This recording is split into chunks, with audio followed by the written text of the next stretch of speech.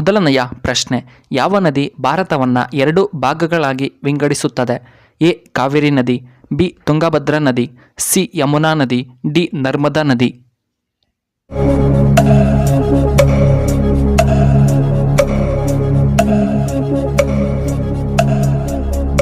ಇದಕ್ಕೆ ಸರಿಯಾದ ಉತ್ತರ ಆಪ್ಷನ್ ಡಿ ನರ್ಮದಾ ನದಿ. ಎರಡನೆಯ ಪ್ರಶ್ನೆ, ಅಸ್ತಮ ಸಮಸ್ಯೆ ಇರುವವರು ಯಾವುದನ್ನು ಕುಡಿದರೆ ತುಂಬ ಒಳ್ಳೆಯದ್ದು? ಎ ಹಾಲು, ಬಿ ಮಜ್ಜಿಗೆ, C tea, D black coffee.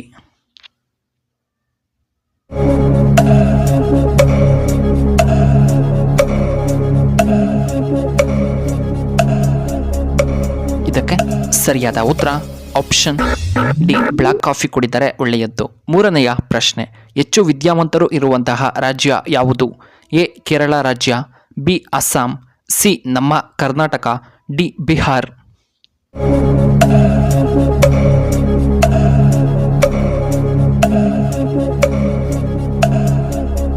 ಇದಕ್ಕೆ ಸರಿಯಾದ ಉತ್ತರ ಆಪ್ಷನ್ ಎ ಕೇರಳ ರಾಜ್ಯ.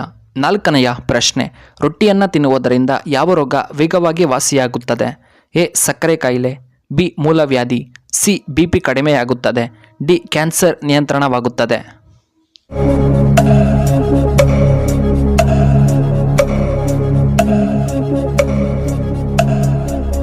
ಇದಕ್ಕೆ ಸರಿಯಾದ ಉತ್ತರ ಆಪ್ಷನ್ ಎ ಸಕ್ಕರೆ ಕಾಯಿಲೆ. ಇನ್ನು ಐದನೆಯ ಪ್ರಶ್ನೆ, ದ ರಾ ಬೇಂದ್ರೆಯವರು ಕಾವ್ಯನಾಮ ಯಾವುದು? A Ambikatanaya Datta, B D V G, C Srinivasa, D Vinayaka.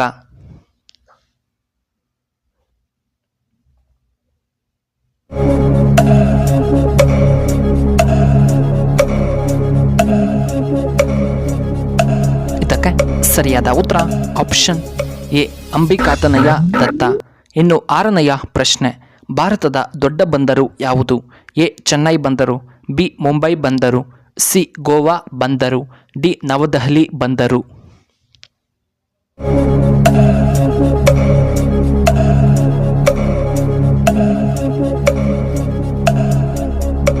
ಇದಕ್ಕೆ ಸರಿಯಾದ ಉತ್ತರ ಆಪ್ಷನ್ ಬಿ ಮುಂಬೈ ಬಂದರು.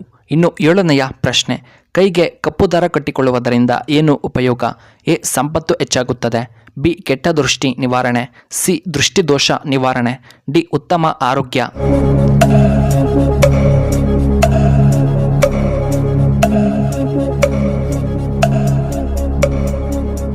ಇದಕ್ಕೆ ಸರಿಯಾದ ಉತ್ತರ ಆಪ್ಷನ್ ಸಿ ದೃಷ್ಟಿದೋಷ ಮತ್ತು ಆಪ್ಷನ್ ಬಿ ಕೆಟ್ಟ ದೃಷ್ಟಿ ಬೀಳುವುದಿಲ್ಲ.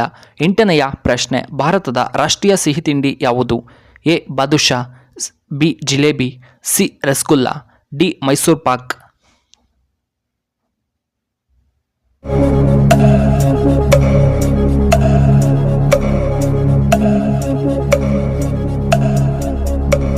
ಇದಕ್ಕೆ ಸರಿಯಾದ ಉತ್ತರ ಆಪ್ಷನ್ ಬಿ ಜಿಲೇಬಿ.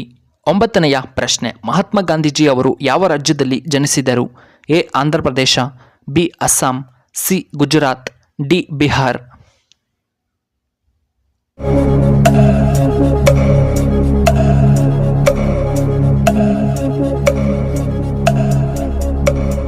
ಇದಕ್ಕೆ ಸರಿಯಾದ ಉತ್ತರ ಆಪ್ಷನ್ ಸಿ ಗುಜರಾತ್ನಲ್ಲಿ. ಇನ್ನು ಹತ್ತನೆಯ ಪ್ರಶ್ನೆ, ಪ್ರತಿದಿನ ಗೋಡಂಬಿ ತಿಂದರೆ ದೇಹದಲ್ಲಿ ಯಾವುದು ಹೆಚ್ಚಾಗುತ್ತದೆ? ಎ ಲೈಂಗಿಕ ಆಸಕ್ತಿ, ಬಿ ಮೂಳೆಗಳಿಗೆ ತುಂಬ ಬಲ, ಸಿ ಸಂಭೋಗ ಶಕ್ತಿ, ಡಿ ದೃಷ್ಟಿಶಕ್ತಿ.